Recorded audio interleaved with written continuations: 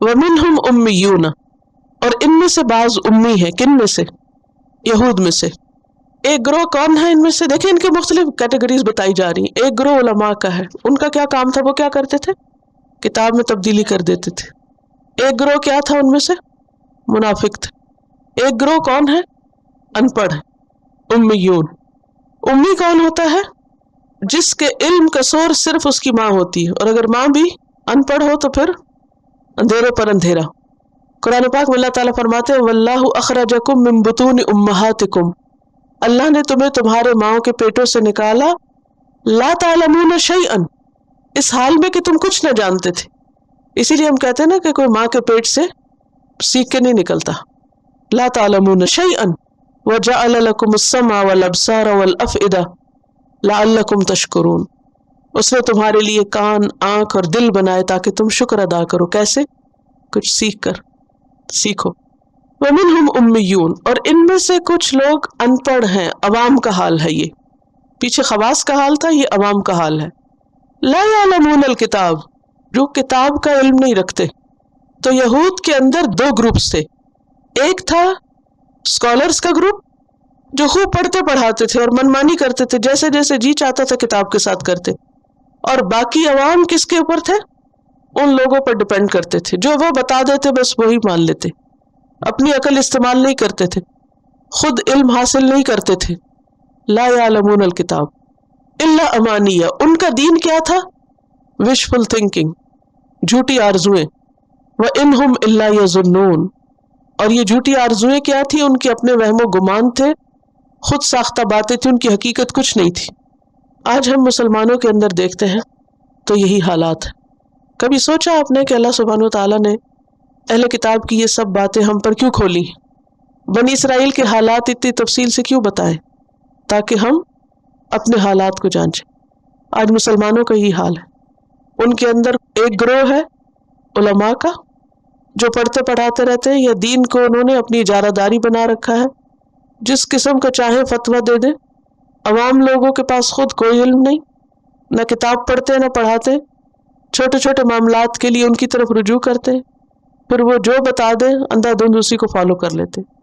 वो जिस चीज़ को हलाल कर दे वो हलाल है, जिसको वो हराम कर दे वो हराम है। आम मुसलमानों को इस बात के लिए न कभी किसी ने उभारा, न उन्हें कभी खुद एहसास हुआ, न उन्हें कभी ज़रूरत महसूस हुई कि हम खुद भी कुछ जाने। तो यहाँ ऐसे लोगों की मजम्मत की जा रही है कि ऐसे लोग जो किताब नहीं जानते, वो दरअसल आखिरत के मामले में धोखे का शिकार है। वो निजात के सस्ते नुस्खों और झूठी कहानियों पे जी रहे हैं कि ऐसा करने से जन्नत मिल जाएगी, वैसा करने से जन्नत में दाखिल हो जाएंगे। आज आप देखें कि अवाम का हाल क्या है। दिन रात अपनी दुनिया कमाने में लगे होते हैं, खुद किताब कभी खोल के नहीं पढ़ी, न पढ़ने पढ़ाने का ज़्यादा रवाज है। मेजॉरिटी को अगर आप देखें तो कितने फीसद लोग सिंपल ट्रांसलेशन भी जानते हो कुरान की, उन्होंने सिर्फ सादा तर्जुमा भी पढ़ रखा हो, नहीं पता, अरबी तो आती नहीं।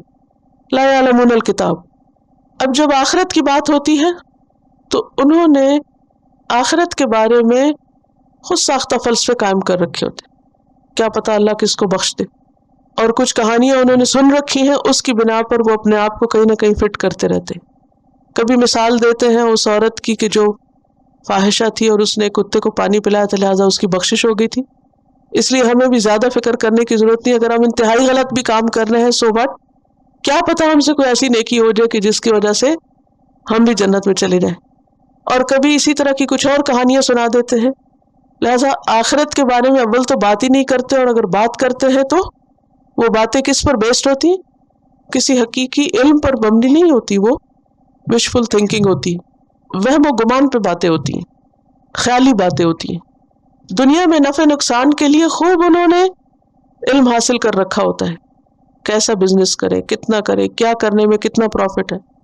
सिर्फ डिग्री नहीं लेंगे बल्कि फिर कंसल्टेंसी से फ़ायदा उठाएंगे, फिर तरह तरह के सर्वे करेंगे, फिर जाके दुनिया में हाथ डालेंगे। लेकिन आखिरत के मामले में अंधाधुंध अंधेरे में ही सब कुछ तैयार कर रखा है। फिर आप देखिए कि यहाँ अल्लाह सुब्हानो तआला उन लोगों को अनपढ़ करार दे रहे हैं जो किताब का इल्म नहीं रखते, खा कितनी भी बड़ी डिग्री हो। आजकल पढ़ा लिखा होना और अनपढ़ होना اس کا کرائٹیریا کیا ہے؟ کس کو پڑھا لکھا ہونا کہتے ہیں؟ جس کے پاس کاغذ کا ٹکڑا ہو، جس کے پاس کوئی دنیا کی ڈگری ہو، اسی سے بہت امپریس بھی ہوتے ہیں کہ ہائیلی کوالیفائڈ، ہائیلی ایجوکیٹڈ.